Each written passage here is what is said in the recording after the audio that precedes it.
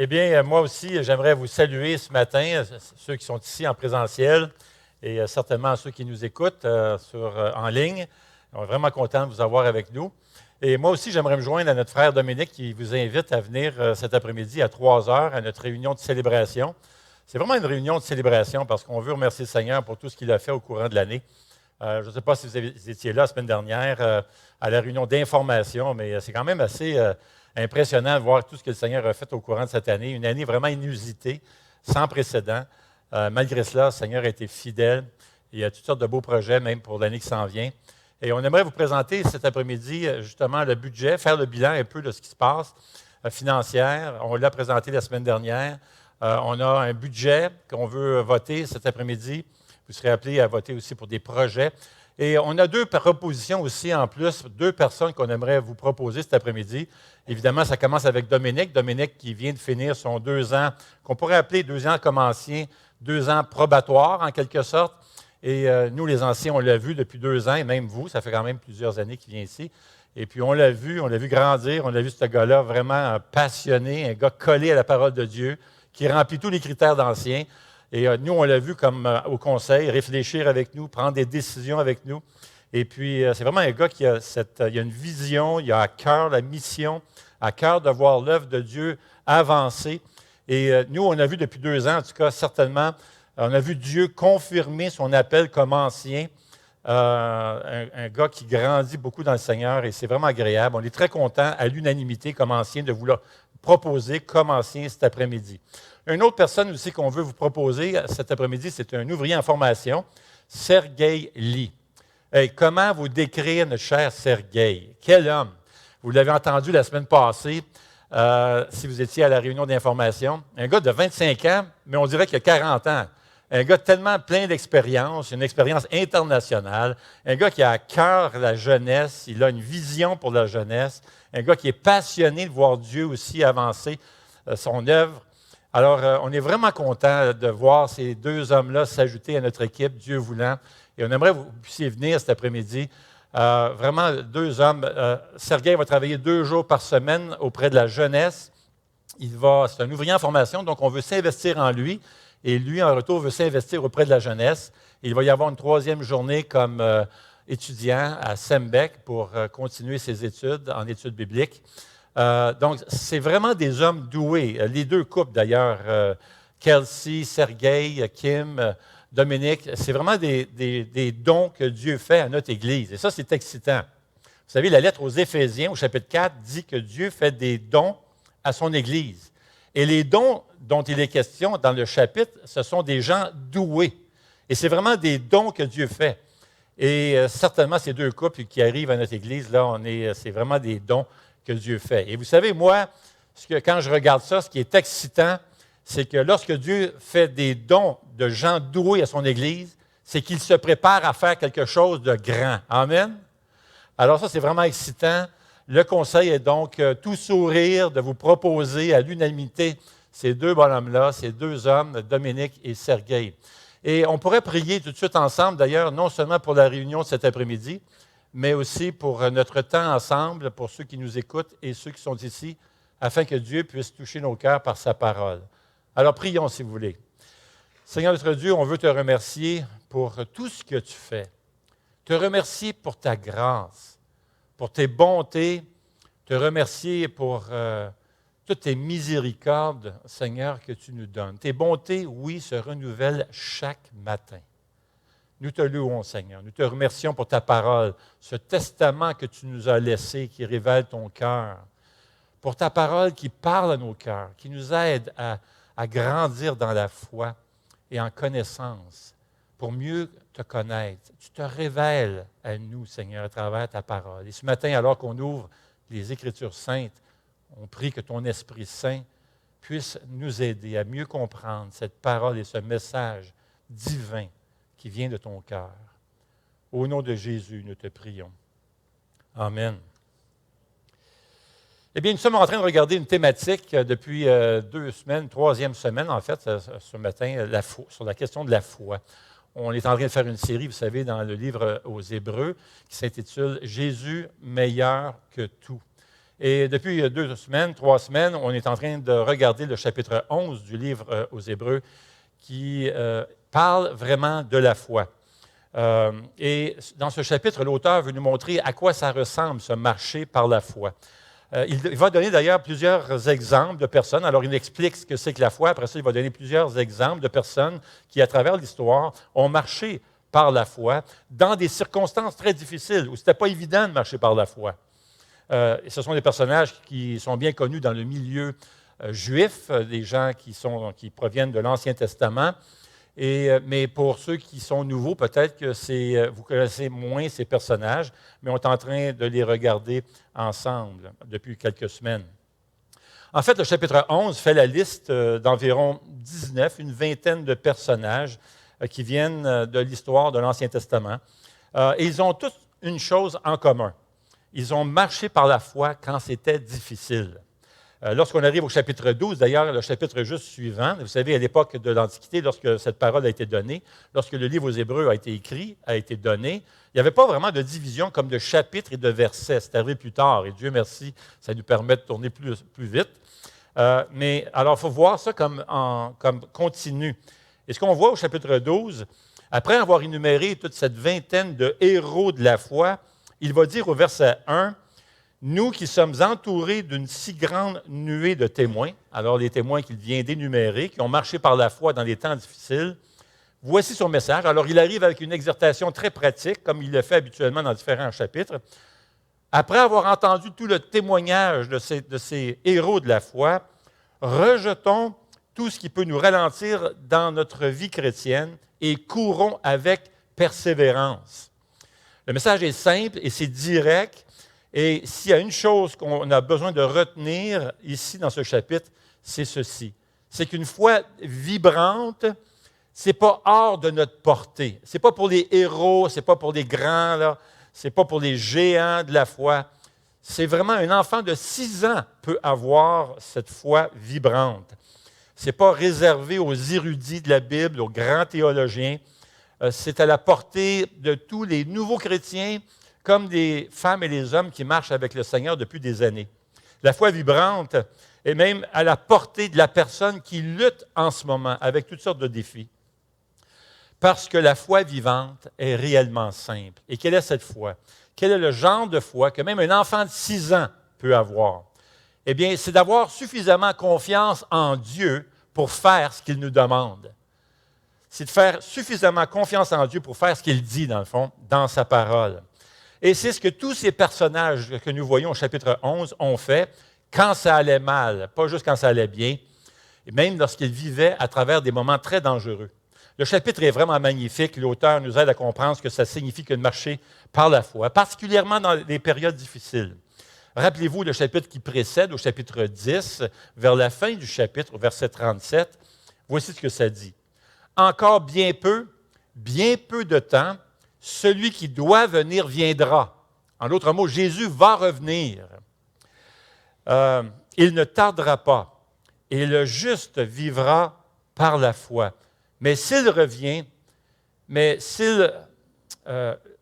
en arrière, je ne prends pas plaisir en lui.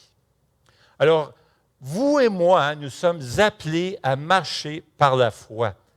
Alors, vers la fin du chapitre 11, l'auteur veut nous montrer et nous enseigner ce que ça signifie que de vivre par la foi, et particulièrement dans les moments difficiles. Il nous invite à travers une marche rapide, à travers une succession d'histoires de croyants de l'Ancien Testament qui ont vécu justement des moments très éprouvants dans leur vie. Mais ils ont marché par la foi. Et après avoir fait ce tsunami, si l'on veut, de témoins qui vont déferler au chapitre 11, il arrive à son exhortation pratique pour nous au chapitre 12, verset 1. Il dit, « Nous donc aussi, puisque nous sommes entourés d'une si grande nuée de témoins, rejetons tout fardeau et le péché qui nous enveloppe si facilement, et courons avec persévérance. » Ça, c'est son exhortation, c'est son message. Après avoir vu tous ces témoignages, courons avec persévérance l'épreuve, la course qui nous est proposée. Faisons-le en gardant les regards sur Jésus, qui fait naître la foi et la mène à perfection. En échange de la joie qui lui était réservée, il a souffert la croix en méprisant la honte qui s'y attachait et s'est assis à la droite du trône de Dieu. Alors, courons avec persévérance cette course, une image de la vie chrétienne, finalement, une course, gardant les yeux sur Jésus. Une belle image, alors que la course de l'Antiquité se voulait avoir le juge qui était au bout avec les prix, les récompenses. Et là, tu courais et tu avais les yeux fixés en courant. C'était motivant parce que tu regardais les récompenses au bout qui t'attendaient. Alors, courons avec persévérance la course qui nous est proposée. Gardons les yeux fixés sur Jésus. Et c'est le but du chapitre 11, que nous marchions par la foi, que nous puissions courir avec persévérance cette course de la vie chrétienne, tout en gardant les yeux sur Jésus. Et pour nous aider à y arriver, l'auteur va dresser devant nous une liste d'histoires provenant de l'Ancien Testament, des personnages qui ont marché par la foi. Et en arrivant vers la fin du chapitre 11, l'auteur veut nous faire comprendre, il étale finalement la raison pour laquelle il nous donne toute cette liste de témoins. Il veut nous aider à comprendre que malgré ces épreuves que nous pouvons avoir dans la vie, malgré les épreuves qu'on a vues à travers tous les témoins qu'il va donner, on voit Dieu qui était à l'œuvre, qui n'a pas été surpris par ces épreuves. Ce n'était pas une parenthèse, un accident, une interruption. Dieu, en fait, était souverain et au contrôle à travers toutes ces histoires difficiles, et Dieu était justement à l'œuvre. Donc, courons avec persévérance, même quand c'est difficile, parce que Dieu est en train d'accomplir son œuvre. Et ça, c'est vraiment le message que nous avons ici. Nous commençons la lecture au verset 23. C'est un exemple que l'auteur va nous donner avec les parents de Moïse. Donc, tournons ensemble, si vous voulez bien, Hébreux chapitre 11. Et nous allons juste lire le verset 23 en ce moment parce qu'il y a différents personnages. On va s'arrêter, puis on va lire les versets qui vont suivre un peu plus tard.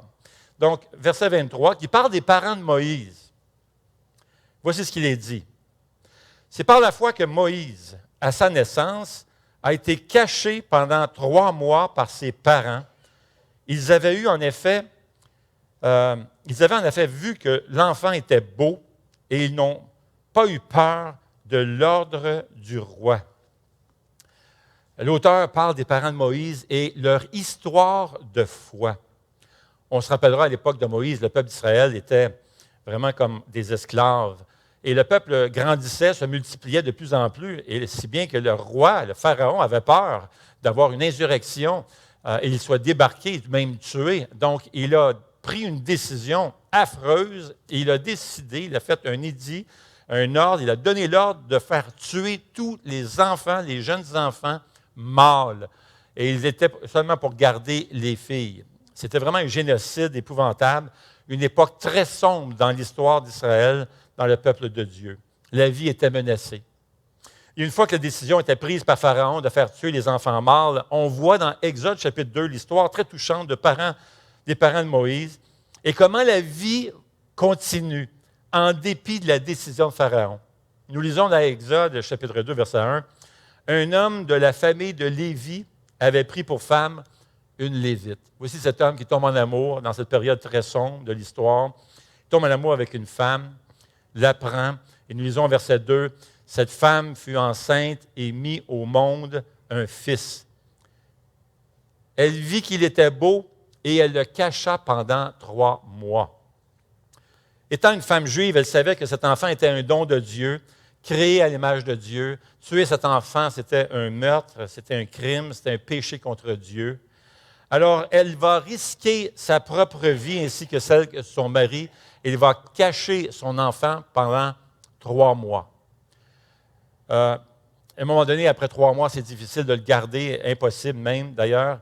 Alors, après 3 mois, elle et son mari voit bien qu'il est difficile de le garder plus longtemps à la maison. Elle va le placer dans une corbeille et l'emmène parmi les roseaux au bord du Nil. Intéressant parce que le mot corbeille ici, c'est le même mot pour l'arche de Noé. Et ça devient comme une petite arche de salut. Voici la petite arche qui permettra à Dieu d'accomplir son plan de salut pour son peuple. Et c'est exactement ce que le Seigneur va accomplir. La fille de Pharaon va descendre à la rivière et elle voit la corbeille et elle voit l'enfant. Et le texte dit, elle a pitié de l'enfant. Il est beau, attachant. et elle va le prendre. Elle va demander à l'une de ses servantes de trouver une femme qui pourrait en prendre soin. Et hasard de Dieu, n'est-ce pas? Il n'y a pas de coïncidence, on appelle ça une dieucidence, alors que Dieu permet que ce soit la propre mère de Moïse qui va prendre soin de cet enfant-là.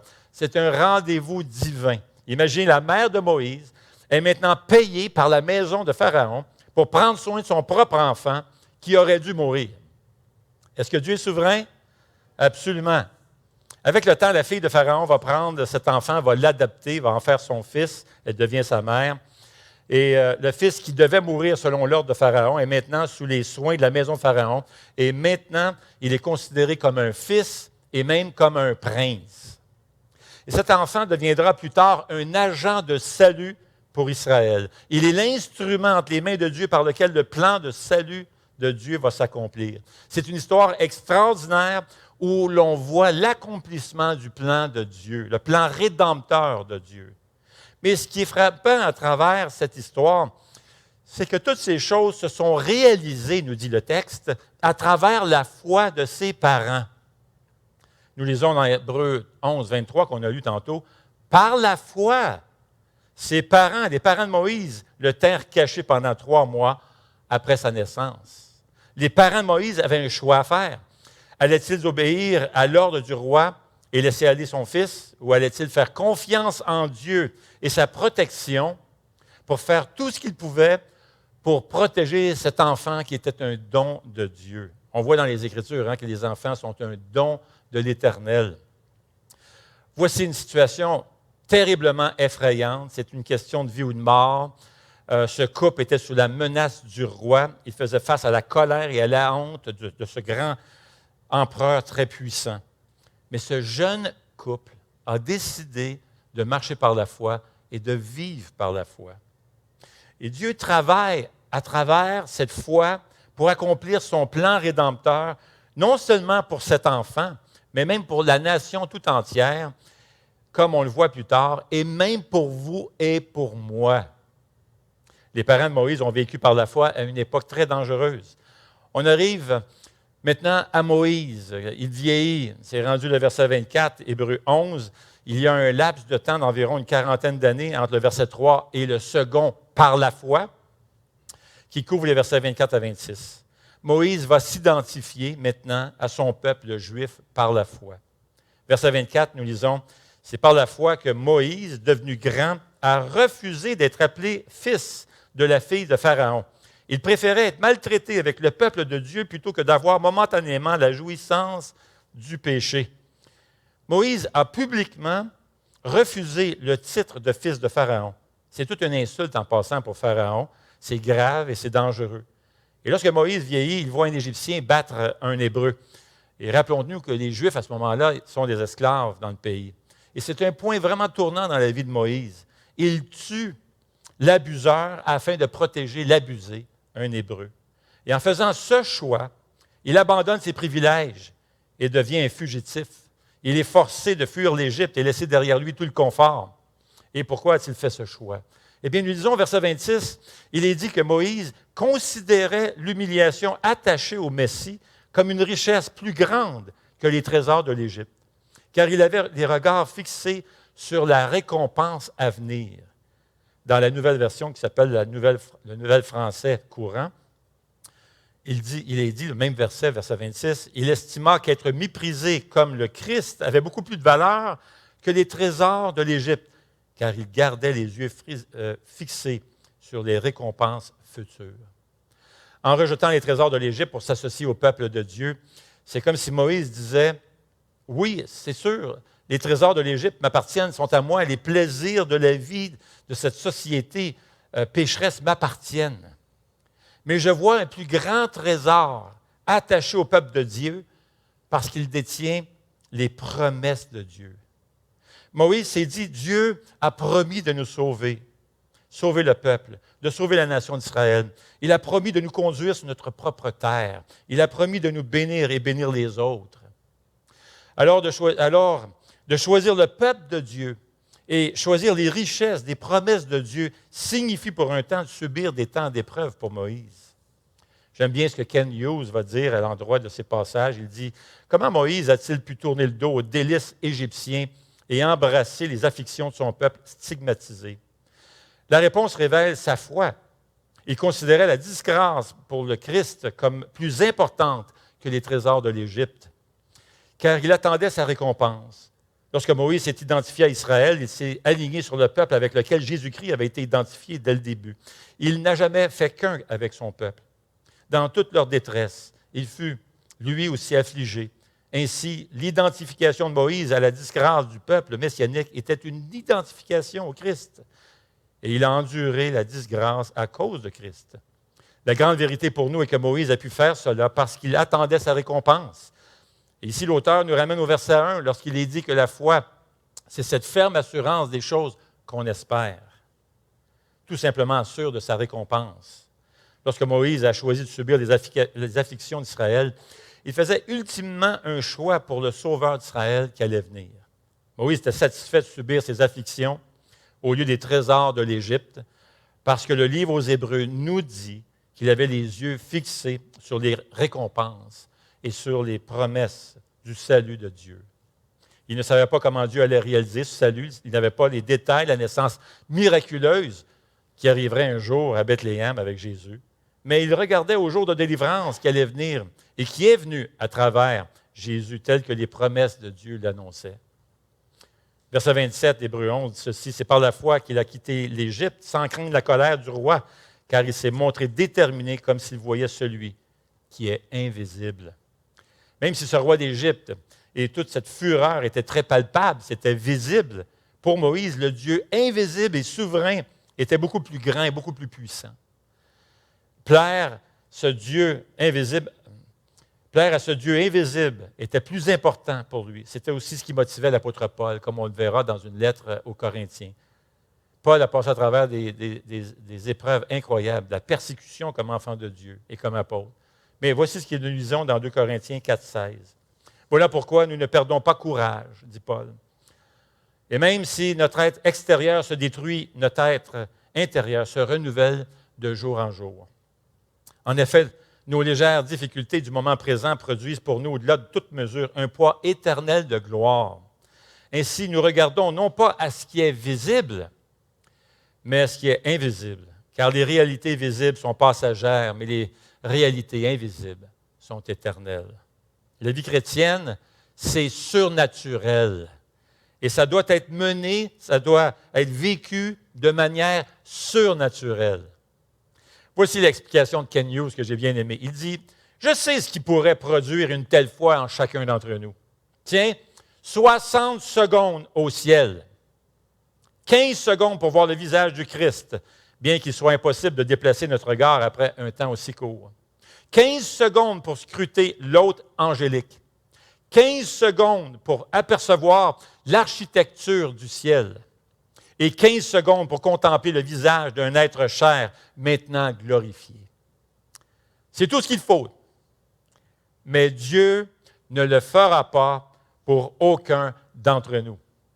Je pourrais prier jusqu'à ce que mon visage soit bleu et je n'aurai pas une seconde au ciel avant l'éternité. Je sais ce qui pourrait le faire. Et c'est tout simplement ce que Moïse a fait. Croire à la parole de Dieu. Et nous pouvons tous le faire maintenant. Et si nous avons du mal à croire, nous devrions lire attentivement ces passages, puis demander à Dieu la capacité de croire et ensuite croire. Parce que Moïse servait le Dieu Tout-Puissant. Il a persévéré même si sa vie était difficile. Loin de la sécurité de l'Égypte, loin du confort, loin du palais, loin de tous les biens matériels que pouvait lui offrir l'Égypte. Mais en le faisant, il faisait confiance aux promesses de Dieu qui allaient le protéger. Le verset 28 dit ceci, « C'est par la foi qu'il a célébré la Pâque et versé du sang afin que le destructeur ne touche pas au premier-né des Israélites. » Dieu a appelé Moïse à marcher à travers une époque dangereuse et conduire la nation d'Israël à travers une époque très grave et très sombre. Il défiait la puissance et le plus grand souverain du monde, Pharaon. Il a dirigé la nation juive à travers 10 plaies que Dieu a envoyées en Égypte pour libérer son peuple. Et Moïse a dû faire confiance en Dieu et attendre par la foi. Parmi les 10 plaies, celle qui était certainement la plus effrayante était la mort des premiers-nés de chaque foyer dans le pays. Et Dieu a montré à Moïse comment échapper à ce jugement. Il s'agissait de prendre un agneau sans défaut et le tuer et mettre du sang sur les linteaux des portes. Et l'ange de la mort passerait au-dessus, ce qu'on appelle Passover, passerait au-dessus des maisons lorsqu'il voyait le sang et épargnait les gens et sauvait les gens qui étaient dans le foyer, couverts par le sang de l'agneau.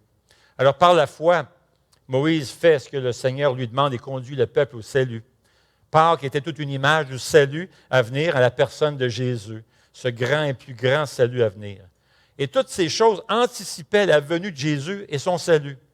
La parole de Dieu nous dit qu'un jugement approche. Et c'est ce que nous avons lu tantôt au chapitre précédent. Encore bien peu, bien plus de temps, et celui qui doit venir viendra, il ne tardera pas. Jésus approche, Jésus revient. Il revient bientôt. Et le jugement vient, un jugement beaucoup plus grand qu'à l'époque de Moïse, une plaie encore plus désastreuse lorsque Dieu demandera des comptes au monde qui a rejeté son Fils Jésus-Christ. La Bible appelle cela le jugement dernier. Mais Dieu nous offre une provision, sa provision, Jésus-Christ. Il est le seul par qui nous pouvons être sauvés. Alors marchons par la foi, faisons entièrement confiance en la provision de Dieu en mettant notre foi en Jésus et en marchant avec lui par la foi. Mettons-nous à l'abri sous le sang de Jésus, l'agneau parfait, sans tache, qui est mort, afin que nous ayons la vie. Par la foi, Moïse a célébré la Pâque. Il a conduit le peuple à garder la Pâque, nous dit le texte, et il fut sauvé. Le fait que Moïse et Israël ont tellement cru en Dieu qu'ils ont obéi à Dieu à la lettre. C'est intéressant, le commentateur Raymond Brown explique ceci. Il dit « Les instructions étaient étranges, les exigences coûteuses, un agneau sans défaut, et le rituel sans précédent. Mais ils ont fait exactement ce qu'on leur a dit. Simplement par la foi, ils ont gardé la Pâque. Ils s'en remettaient au Dieu qui leur avait parlé par l'intermédiaire de son serviteur. Nous lisons dans Exode, le peuple d'Israël alla et fit ainsi. Ils firent ce que l'Éternel avait ordonné à Moïse et à Aaron. Mais ce qui est encore plus remarquable, c'est que l'expression « par la foi », il a gardé la Pâque, signifie en fait qu'il a institué la Pâque. C'est par la foi que Moïse a institué la Pâque comme une ordonnance à faire année après année, nous dit Exode 12. Ce que signifie que Moïse n'a jamais douté, le moins du monde, que le peuple serait délivré d'Égypte. Il n'avait rien d'autre à faire que de suivre la parole de Dieu. Mais il la croyait implicitement et sa foi sauve Israël. Dieu aurait pu empêcher et éviter que Moïse vive toutes ces épreuves, mais Dieu a permis à la famille de Moïse, et Moïse aussi, de vivre toutes ces choses éprouvantes. Et il s'en est servi pour réaliser son plan et apporter le salut. L'expérience de Moïse n'était évidemment que l'ombre des choses à venir avec Jésus. Jésus a vécu de plus grandes souffrances. Il a subi la haine, les chefs religieux, la colère, même de l'Empire romain. Il a subi un procès injuste, du mépris, la persécution, l'abandon et même la mort, la crucifixion. Chapitre 12 nous dit que Jésus a traversé toutes ces choses en marchant par la foi. L'auteur nous rappelle toutes ces choses afin que nous aussi, nous puissions à notre tour marcher par la foi, même quand c'est difficile. Il veut nous voir courir avec persévérance cette course qui est devant nous en gardant nos yeux fixés sur Jésus. Maintenant, l'auteur du livre aux Hébreux va passer à travers toute la génération de l'Exode qui a quitté l'Égypte pour voyager vers la terre promise. Et puis là, il va continuer avec Jéricho, avec Rahab, cette prostituée qui a hébergé les espions d'Israël. Et on voit son témoignage de Rahab, comment elle a marché même par la foi. Verset 32, l'auteur dit « Que dirais-je encore? Le temps me manquerait en effet pour parler de Gédéon, Barak, Samson, Jephthé, David, Samuel et tous les prophètes. » Tous ces personnages qui ont vécu à l'époque de l'Ancien Testament ont vécu par la foi dans des moments incroyablement difficiles et dangereux. Mais ils ont vu Dieu travailler à travers ces épreuves afin d'accomplir son plan de salut pour son peuple. Des gens qui ont mis leur espoir en la résurrection à venir, nous dit le verset 35. Et là, Dieu qui inspire cette parole ajoute ce petit détail qui est tellement doux. Je ne sais pas si vous êtes déjà arrêté sur ce verset-là, mais c'est frappant. Verset 38. Eux dont le monde n'était pas digne. Eux dont le monde n'était pas digne. Imaginez le Seigneur qui regarde le monde et dit, ils ne sont pas dignes d'avoir mes enfants qui viennent, qui vont là pour les aider à connaître mon salut. Moi, je n'étais pas digne de recevoir des gens dans ma vie qui m'ont présenté l'Évangile. C'est incroyable. Moi, j'ai déjà fréquenté une fille qui s'est convertie, devenue chrétienne, et je l'ai laissée. J'ai laissé faire. J'ai coupé ma relation avec elle. J'ai cassé. Je ne sais pas si ça existe encore, les jeunes. Comment c'est quoi le nom? Peut-être que je ne devrais pas savoir le nouveau nom. C'est comme, j'ai entendu toutes sortes de mots quand tu brises une relation avec une fille. Hey, imaginez, j'ai laissé cette fille-là parce qu'elle était chrétienne. Moi, je suis certain que Dieu regardait là, il me regardait et il devait dire, bon, on sent que tu n'es pas digne de recevoir cette femme-là dans ta vie, toi. Puis vous savez que Dieu s'est pris par 3 fois à différents moments de ma vie pour m'envoyer des gens qui m'ont présenté l'Évangile avant que j'ouvre mes yeux, que je comprenne. Et ça, c'est la grâce. La grâce. Je n'étais pas digne, moi, de recevoir ces 3 rencontres-là dans ma vie, ces 3 rendez-vous divins où Dieu voulait me sauver, Dieu voulait venir dans ma vie et m'aimer.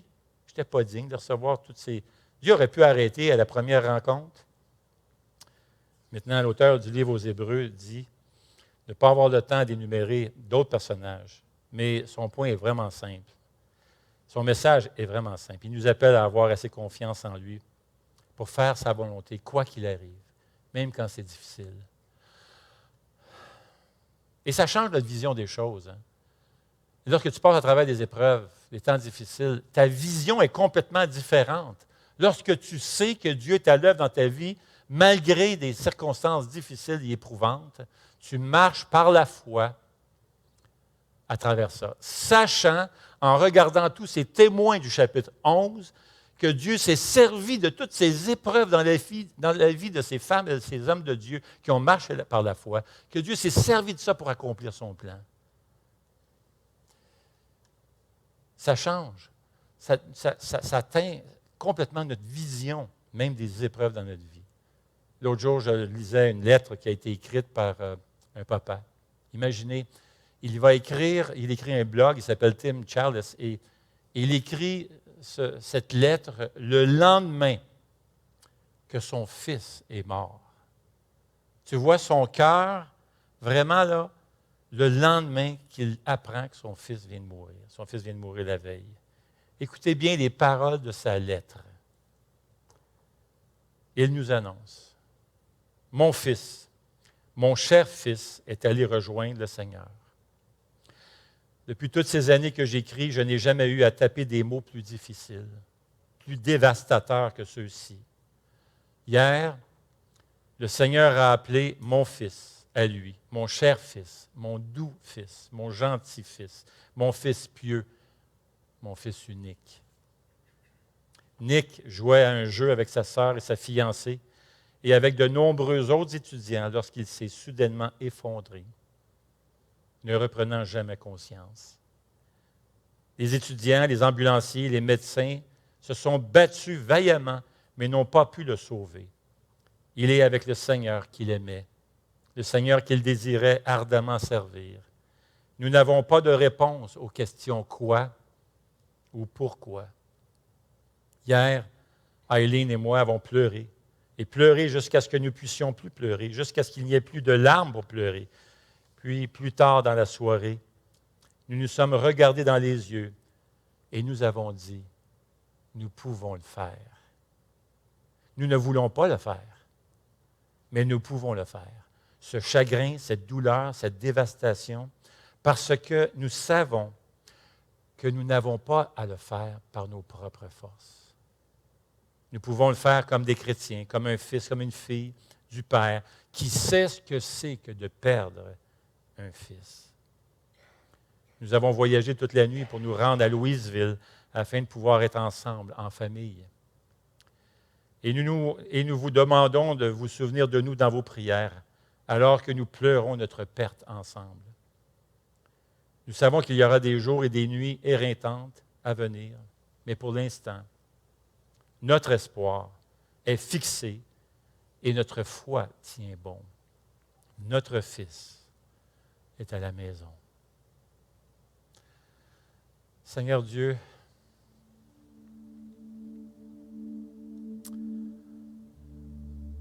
combien avoir la foi en toi change notre perspective, change notre vision. Quelle que soit l'épreuve qui nous arrive et auquel on peut être exposé, toi, Seigneur, nous savons que tu es là et tu agis. Tu accomplis ton œuvre. Et parfois, tu permets qu'on passe à travers des épreuves pour nous rendre meilleurs, nous fortifier. On ne sait pas pourquoi, Seigneur. Il y a tellement de pourquoi dans cette vie. On ne connaît pas les réponses et c'est la raison pour laquelle nous voulons marcher par la foi, parce que nous savons que tu nous aimes. Tu veux notre meilleur. Tu nous aimes, Seigneur. Nous sommes tes enfants. Pour nous qui avons Jésus dans notre vie. Alors, Seigneur, nous nous remettons à toi. Nous remettons notre vie entre tes mains. Et nous voulons courir cette course qui est devant nous, que tu as préparée d'avance afin qu'on accomplisse plein de bonnes œuvres, de belles œuvres pour ta gloire. Seigneur, nous voulons courir cette course, gardant les yeux fixés sur celui qui nous attend, au bout de la piste, Jésus-Christ. Les mains pleines de récompenses, le sourire aux lèvres, les bras grands ouverts, qui veut nous accueillir dans l'éternité. Seigneur, tu dis qu'un jour nous serons au ciel, nous, tes enfants, nous pourrons jouir de ta présence. Il n'y aurait plus de douleur, plus de souffrance. Je pense à la famille Charles en ce moment qui sont en deuil. On te prie pour eux, Seigneur, que tu puisses les fortifier pendant ce temps tellement difficile. Quelle épreuve de perdre son fils unique. Mais toi, tu comprends. Tu as perdu ton fils unique à la croix. Ton fils a été méprisé, fouetté devant tes yeux. Combien ton cœur devait être déchiré, brisé, de voir un cœur si tortueux. Le monde qui a été tellement rebelle et tortueux à l'endroit de ton Fils. Merci Seigneur de cette grâce que tu nous fais aujourd'hui, d'avoir Jésus comme Sauveur. Et je te prie Seigneur, s'il y a des gens qui nous écoutent, soit ici ou en ligne, qui n'ont pas fait encore ce pas de foi de dire oui à Jésus, qu'ils le fassent maintenant, qu'ils reconnaissent qu'ils sont pécheurs, qu'ils ont été rebelles à toi, Seigneur, et qu'ils ouvrent leur cœur à toi et qu'ils croient que leur péché a été réglé à la croix grâce à Jésus. Qu'ils ouvrent leurs bras grands ouverts et qu'ils cèdent leur vie à Jésus, qui les a tant aimés, qu'il s'est donné sur la croix pour nous sauver. Merci, Seigneur, pour ton salut. Merci pour ta parole. Et accorde-nous cette grâce de courir cette course. Au nom de Jésus. Amen.